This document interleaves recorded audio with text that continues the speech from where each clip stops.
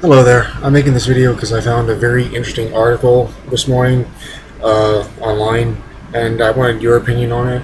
Um, I belong to this polyglot group on Facebook, and a lot of times they post language articles here and there sometimes if they find them.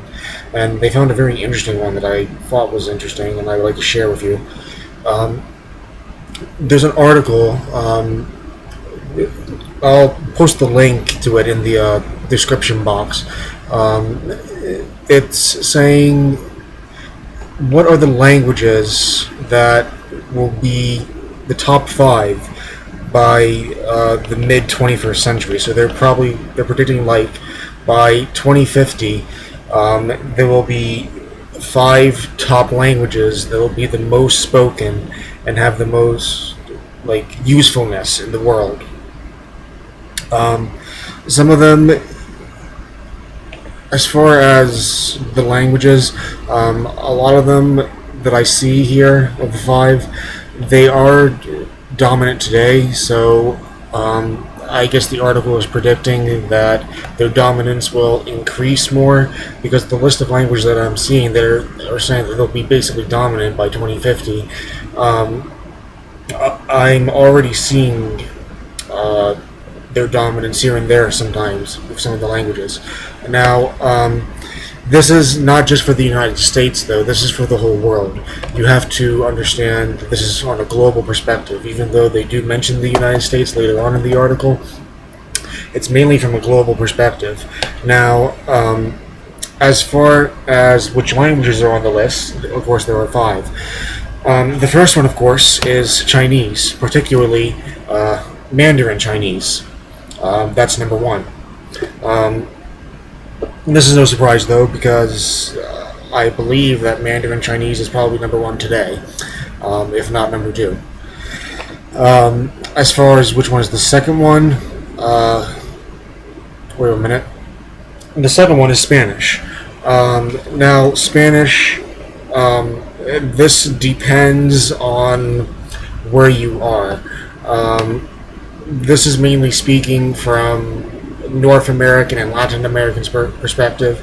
Like, for instance, within the article itself, even though Chinese will be the number one language in the world, by 2050, the number one foreign language in the United States will be Latin American Spanish, mainly.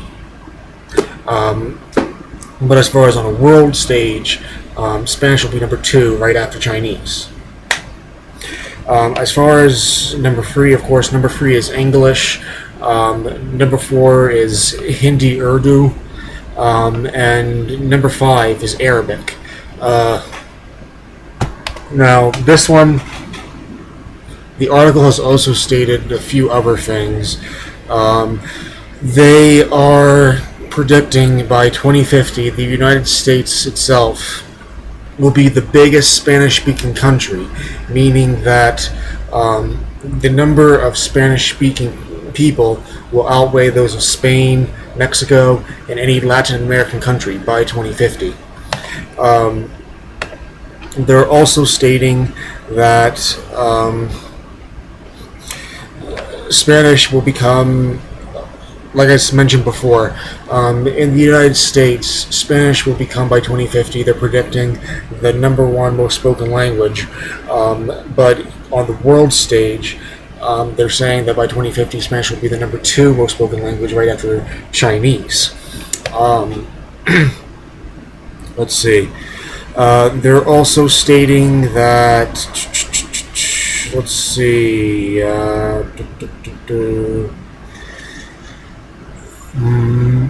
oh yeah, and they're also stating a few places that have already prepared for this phenomenon. They mention that in the state of Georgia, many schools are now mandated to learn Mandarin Chinese from pre-K to senior year of high school. It says, according to NPR, most of the 25,000 students let's see. Well, let me see here. Okay, yeah. According to the article, it is now mandatory in this Georgian school in this Georgia school to learn Chinese. Not only is it mandatory, it's still an option to learn Spanish in their school, but this Georgian school, K through 12, they're making it mandatory for students to learn Mandarin because they're seeing, from an economic standpoint, how Mandarin Chinese will be useful to know in the future if you're doing business,